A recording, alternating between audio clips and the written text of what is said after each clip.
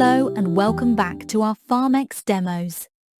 In this video, we're going to look at the Quick Service feature. Sometimes you might not want to book an appointment for a patient before delivering a service.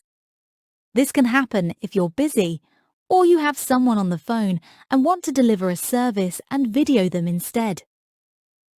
Other use cases include running from appointment to appointment, exploring and getting used to the service forms, or using the AI assistant to help in a consultation without an appointment. There are many other scenarios where Quick Service comes in handy. To get started, simply navigate to Quick Service. There are 4 stages in Quick Service, and the first one is configuration. This stage is essential and can't be skipped. You need to decide which service you're providing and whether it will be in person or remote. If it's remote, you'll need to provide a mobile number for the person you're connecting with, and the system will send them a message to join the call immediately. Let's start with an in-person service. First, I'll select in-person, then I'll choose blood pressure. In this case, it's a clinical blood pressure check. And that's it. I'm good to go. I can click Next at the bottom or click on the number in the stepper above. Now that our service is configured, the system shows us the form. Let's fill in our first service form together. We're taking the blood pressure of a patient. For the first question, we'll tick Yes. For simple questions, it automatically moves forward for you. But as you can see from the vertical stepper on the side, you can always navigate back to a question or use the buttons inside the service to navigate.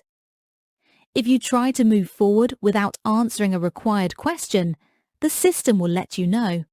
For example, if I click Next before answering the source of referral, it tells me the field is required.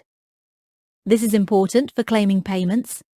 We need to collect all the data MYS requires. So, I'll choose Self-Referral and click Next. The next step has already chosen today's date by default, so I don't need to do much here. I can just click Next. Now I need to record the blood pressure, systolic, diastolic, and optionally, pulse. Let's go with 140, 110, and 80 for the first reading. Then we'll go a bit lower for the second reading with 135, 90, and 72. Notice as we populate fields, new fields also appear. The form also works out the average for us automatically. We can give the blood pressure our clinical rating. In this case, we'll say it's high, but we won't offer a BPM. We'll also note that they had a regular pulse. Click Next. The next step asks about the advice we offered the patient. We can simply check all that apply here and click Next. Then we decide on consultation outcomes. In this case, we'll say we gave them advice. Click Next again. The next question asks who did the blood pressure check, and we can simply click Pharmacist. And now we're taken to the last step, the review step. Let's double-check all our responses. They look okay, but let's adjust the date of assessment.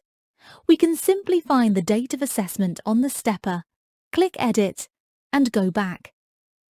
The next button on the service is grayed out, meaning we've completed the service. However, we actually need to enter appointment details. Remember, every service needs to be an appointment. This time, let's find the patient with their NHS number. Click on the icon next to Name. This uses the NHS database to find patients. If you know the NHS number, you can simply use that. Since we're pending full access to NHS patients, we'll use the NHS number provided to us by the NHS that works. Paste it in, and it shows us the patient details. We can simply confirm the patient. Notice when we use the NHS database to find a patient, it will also tell us here that we use the NHS PDS. Then we find the GP, add the GP, and fill in the scheduled time. This can be edited later and defaults to today if not filled in. You can add additional details. In fact, you can skip it altogether to do later if you wish. You can fill in as little as possible and complete the rest later if you're short on time. But you must submit the form, otherwise it won't save. And there you have it. That's how you use the Quick Service feature in PharmEx. It's a flexible tool that allows you to provide services efficiently, even when you're pressed for time. Remember, you can always go back and edit details later. Thanks for watching, and I'll see you in the next demo.